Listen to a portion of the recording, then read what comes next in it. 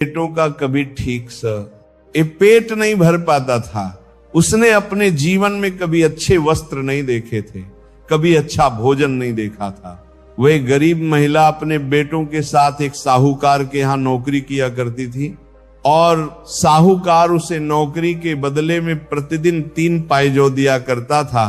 वह 3 पाइजो के दाने अपने घर लेकर आती थी, तब कहीं जाकर अपने लिए भोजन बना पाती थी।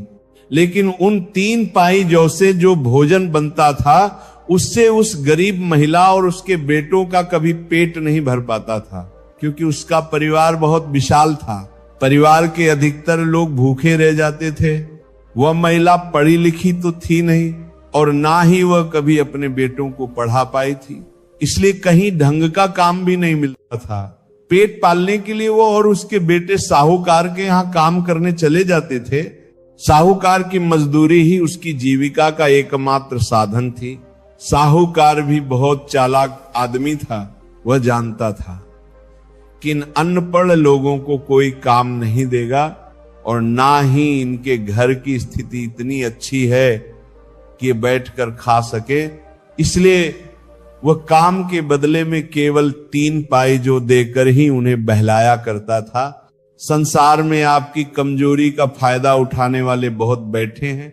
जैसे बिल में रहने वाले मेंढक और छोटे छोटे जीवों को सांप खा जाता है, उसी तरह विरोध न करने वाले और कमजोर लोगों को धूर्त और चालाक लोग खा जाते हैं। साहूकार उस महिला को धमका कर रखता था, इसलिए वह भय की वजह से साहूकार के यहाँ काम करती थी और उस काम को छोड़ नहीं पाती थी। दिन भर काम करने के बाद भी उनका कभी ठीक से पेट नहीं भर पाता था। एक समय की बात है, वह गरीब महिला शाम के समय अपने चूल्हे में लकड़ी जला रही थी। वह भोजन बनाने की तैयारी कर रही थी। तभी वो क्या देखती है कि पड़ोस में रहने वाली एक वृद्ध माता उसके पास आती है और कहती है, अरे बेटी, तुम रोज इसी तरह सा हुकार के यहाँ काम करके घर आती हो और शाम को भोजन बनाकर खाती हो और सुबह फिर जल्दी साहूकार के यहाँ काम पर चली जाती हो। तुम एक काम क्यों नहीं करती? तुम्हारे 6 बेटे हैं, तुम इनमें से किसी एक बेटे का विवाह क्यों नहीं कर देती? जब तुम्हारे घर में बहू आ जाएगी तो तुम्हारे लिए काफी सुविधाएं हो जाएंगी, वह घर संभाल लेगी। उस वृद्ध माता को यह मालूम नहीं था कि उस महिला के ज्येष्ठ बेटे का विवाह पहले ही हो चुका था। उस गरीब महिला ने कहा, हे माता, मेरे ज्येष्ठ बेटे का विवाह तो हो चुका है, लेकिन उसकी बहू इस समय अपने मायके में रहती है।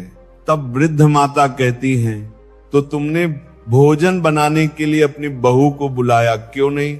महिला ने उत्तर दिया, वृद्ध माता, आप तो सब कुछ देख ही रही हैं कि हमारे घर की हालत क्या है। ना तो बारिश से बचने के लिए सिर पर छत है और ना ही लेटने बैठने के लिए कोई चारपाई नहीं है। बहू को बुलाकर हम उसे कहां रखेंगे और हमारे घर पर कोई अच्छे सही सलामत वस्त्र भी नहीं है जिन्हें बिछाकर वह बेचारी रात बिता सके। यहां अपने लिए भी पेट भरने को भोजन नहीं है। बहू आ जाएगी तो उसका खर्च कैसे करेंगे? इसलिए हम बहू को नहीं लाते हैं। तब वो वृद्ध माता पूछती है, अरे बेटी, तुम्हारे पुत्र की शादी हुई कितना समय हो चुका है? तब वह गरीब महिला कहने लगी, अरे माता जी, हमारे पुत्र की शादी हुए पूरे 2 साल हो चुके हैं। माता जी ने फिर पूछा, जब 2 साल हो चुके हैं तो क्या तब से लेकर अब तक तुम्हारी बहू तुम्हारे घर पर नहीं आई? गरीब महिला ने सिर झुकाकर कहा, हाँ माता जी, वह मेरे घर पर अभी तक नहीं आई है क्योंकि हमने उसे बुलाया ही नहीं। तब बुढ़िया कहती हैं, बेटी, तुम ऐसे कब तक परेशान रहोगी, इसलिए अपनी बहू को अपने घर बुलवा लो। उस महिला ने भारी मन से जवाब दिया, माता जी, हाँ, मैं माफ करना, हमारे पुत्र के पास भी सही सलामत वस्त्र नहीं है जो उन्हें पहनकर वो अपने ससुराल जाकर बहू को बुला लाए।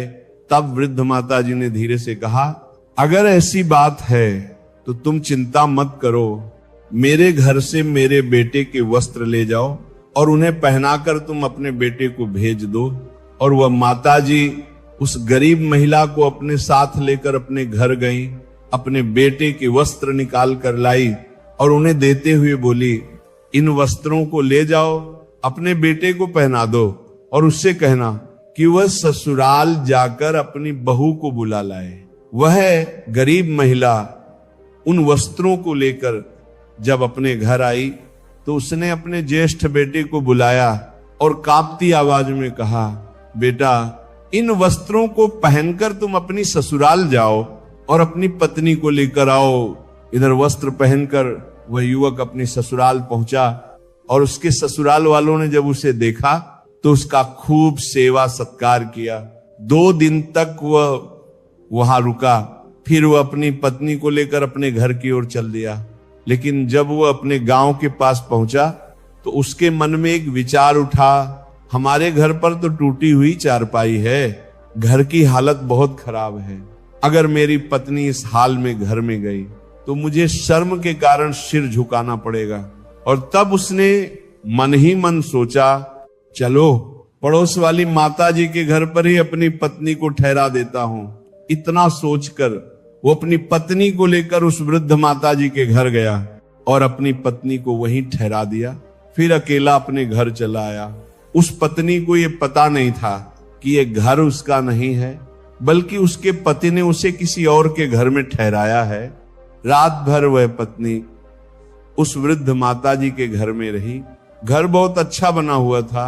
वह समझ रही थी कि यही उसका ससुराल है, लेकिन एक बात उसे बार बार परेशान कर रही थी कि उसका पति उसे यहां छोड़कर कहा, वो चला गया। सुबह हुई, इधर गरीब महिला अपने बेटों के साथ साहूकार के यहां मजदूरी करने चली गई और उधर वृद्ध माताजी सोचने लगी, वह युवक अपनी पत्नी को यहां छोड़कर गया था, लेकिन अब तक उसे लेने क्यों नहीं आया। 2 दिन तक माताजी ने इंतजार किया। जब वह नहीं आया तो माताजी ने मन में कहा, चलो मैं ही इस बहू को उसके घर पहुंचा देती हूं। और माताजी ने बहू से कहा, अरे बहू, लगता है तुम्हारा पति तुम्हें लेने नहीं आएगा, चलो मैं ही तुम्हें तुम्हारी ससुराल ले चलती हूं। माताजी की बात सुनकर वह बहू एकदम चौंक गई और बोली, ससुराल? कैसा ससुराल? जिस घर में मैं रह रही हूं, क्या वो मेरा ससुराल नहीं है? तब वृद्ध माताजी ने पूरी बात समझी और बिना कुछ कहे उस बहू को लेकर उसके असली ससुराल पहुंची। जब बहू ने घर में कदम रखा तो घर का नजारा देखकर वो सन्न रह गई। जगह जगह चूल्हे बने हुए थे, हर चूल्हे में राख भरी थी। राख घर के कोने कोने में बिखरी थी। उसने चारपाई की ओर देखा, चारपाई टूटी हुई थी, बिस्तरों पर धूल जमी हुई थी, छत आधी टूटी हुई थी, दीवारें धुएं से काली पड़ चुकी थी, बर्तन इधर उधर बिखरे थे।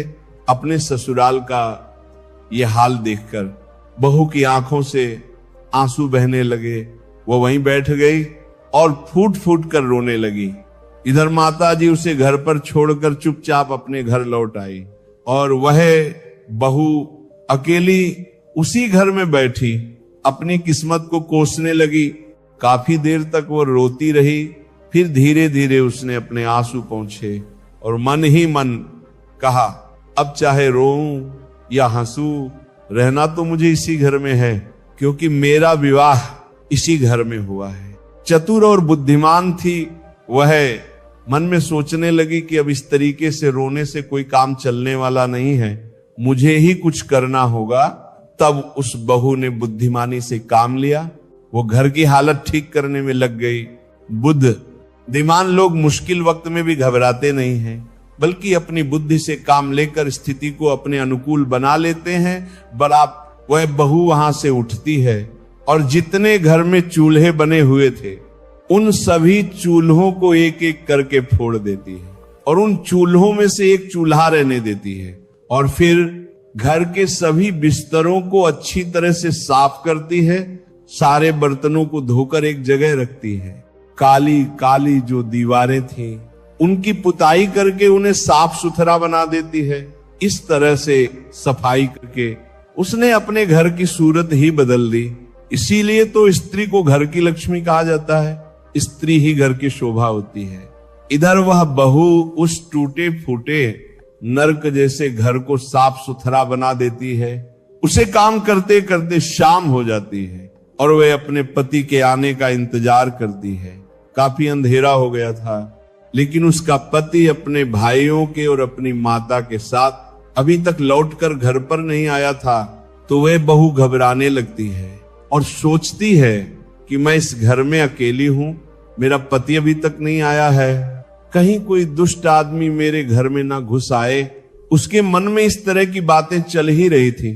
तभी वो क्या देखती है कि उसकी सास अपने बेटों के साथ घर के अंदर आती है। जब वे घर में घुसते हैं तो घर के अंदर का नजारा देखकर दंग रह जाते हैं। उन्होंने देखा कि घर का तो हुलिया ही बदल गया है। वह अपनी बहू से जाकर पूछती है कि बहू, ये तुमने क्या किया? अपने घर में इतने सारे चूल्हे थे, तुमने उन चूल्हों को क्यों फोड़ दिया? तब वह बहू कहने लगी, माँ जी मुझे माफ करना, आज से केवल इस घर में एक ही चूल्हा रहेगा और सभी के लिए मैं ही भोजन बनाकर दूंगी। किसी को अलग चूल्हे में आग जलाने की जरूरत नहीं है। बहू की ऐसी बातें सुनकर उसकी सास और उसके देवर सब बहुत प्रसन्न हो जाते हैं।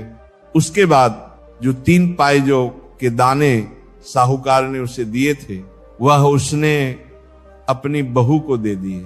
बहू ने उनसे भोजन तैयार किया और सबको भोजन कराया, लेकिन उस भोजन से उनमें से किसी का भी पेट ठीक से नहीं भर पाया। वह बहू 2 दिन तक इसी तरह से उन्हें भोजन बनाकर देती रही, लेकिन वह भोजन उनके लिए पर्याप्त नहीं हो पाया।